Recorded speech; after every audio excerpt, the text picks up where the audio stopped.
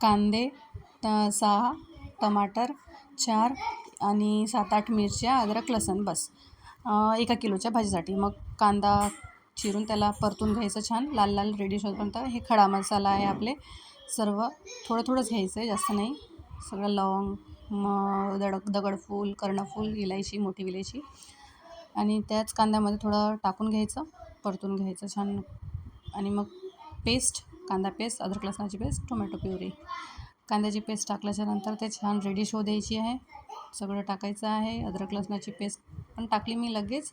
आणि मग हे हिरोती म्हणजे आपलं लाल तिखट, धनिया पावडर आणि हळद टाकले. त्याला छान होऊ दिलं, थोडंसं पूर्ण फिरवलं, रेडी शोधपर्यंत ठेवायचं आहे थोडं. आणि लगेच मग त्याच्यामध्ये आपण टोमॅटोची प्युरी टाकायची आहे. हा थोडा मी सुहाना मसाला टाकला आहे टेस्टसाठी, जास्त नाही, थोडाच टाकलेला आहे, कारण थोडी टेस्ट छान येते सुहाना मसाल्याने. आणि मग टमाटर टाकलेलं होतं आणि नमक पण, मीठ पण टाकलेलं आहे. हे 1 किलो चिकन आहे, वॉश करून घेतलेलं आहे. आणि हा जो मसाला आहे तो 15 मिनिट शिजू द्यायचा आहे.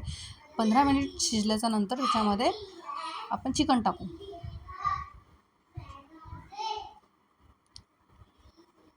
आणि थोड्या थोड्या वेळाने असं चिकन फिरवत राहायचं आहे आपल्याला, कारण ते खाली लागायला नको. आणि चिकन शिजल्याच्या नंतर आपल्याला गरम पाणी टाकायचं आहे, थोडंच, जास्त नाही.